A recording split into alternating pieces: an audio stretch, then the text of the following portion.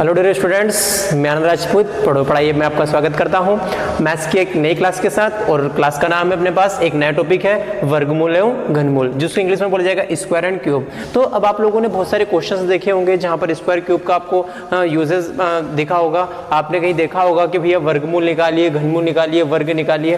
तो आप लोगों को वर्ग भी याद करना है, आप लोगों को घन भी याद करना है, आप लोगों को पहाड़े भी याद करना है। ठीक है, हर बार मैं जोर देता रहता हूँ कि आपको पहाड़े याद करना है। तो एक दिन मैंने आपको बताया भी था कि भैया अपने को पहाड़े कहाँ तक करना है, तो पहाड़े अपने को 25 तक कंप्लीट करना है। वर्ग कहाँ तक कंप्लीट करना है, तो वर्ग अपनी कॉपी में लिखना है आप लोगों को 40 तक वर्ग कंप्लीट करना है। और घन कहाँ तक कंप्लीट करना है, आप लोगों को घन अपने को 30 तक कंप्लीट करना है। मतलब आप लोगों को 25 तक पहाड़े, 20 तक वर्ग और 30 तक घन आपको याद होना चाहिए। तब जाकर हमारे मैथ्स का जो कॉन्सेप्ट है, जो चीजें हैं, जो सीखना चाहते हैं वो चीजें हम सीख पाएंगे। ठीक है, तो हम यहाँ पर स्टार्ट कर रहे हैं क्या, वर्गमूल एवं घनमूल। अब वर्गमूल में सबसे पहला शब्द क्या है, वर्ग। अब ये वर्ग क्या होता है, तो वर्ग को हम समझ लेते हैं। वर्ग क्या होता है, किसी भी संख्या को जब 2 बार गुणा किया जाता है, उसी संख्या का उसी संख्या में जब गुणा किया जाता है तो उसे क्या बोला जाएगा, वर्ग किया जाएगा, वर्ग कहा जाएगा। जैसे अपने पास में a गुणा है तो a का वर्ग। ठीक है, अब b गुणा b तो b का वर्ग। मतलब जब किसी संख्या उसी संख्या का उसी संख्या में गुणा किया जाता है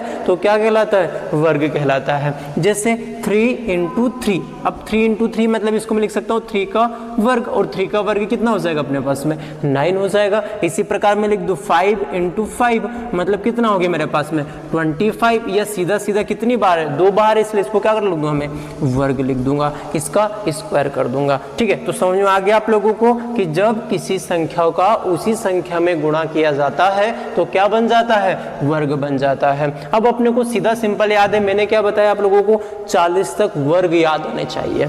ठीक है, कुछ मैंने आपको यहाँ लिख दिए हैं, देखो अपने को 20 तक वर्ग मैंने लिख दिए हैं और 20 तक फिर आपको याद करना है।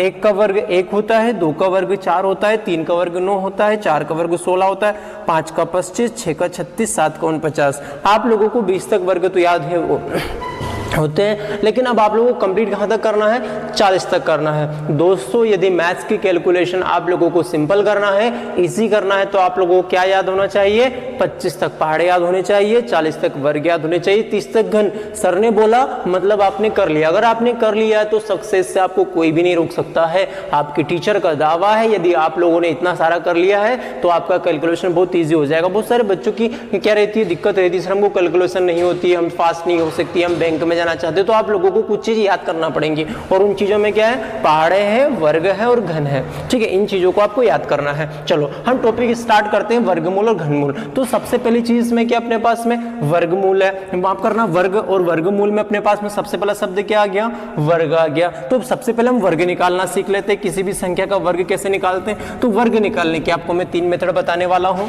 वर्ग निकालने कितनी मेथड बताने वाला हूँ, 3 मेथड बताने वाला हूँ। तो सबसे पहली मेथड की बात करेंगे तो बहुत ईजी मेथड है, और एक मेथड कौन सी अपने पास में, फॉर्मूला विधि है। फॉर्मूला विधि मतलब कि क्या, a + b का होल स्क्वायर। आप लोगों ने ये फॉर्मूला तो देखा होगा। चलो क्या सिखा रहा हूं आप लोगों को मैं, वर्ग निकालना सिखा रहा हूं, और अपने पास कौन सी विधि है, फॉर्मूला विधि है। अब ये फॉर्मूला आपको पता है क्या है, a + b का होल स्क्वायर, सभी को पता है, a का स्क्वायर प्लस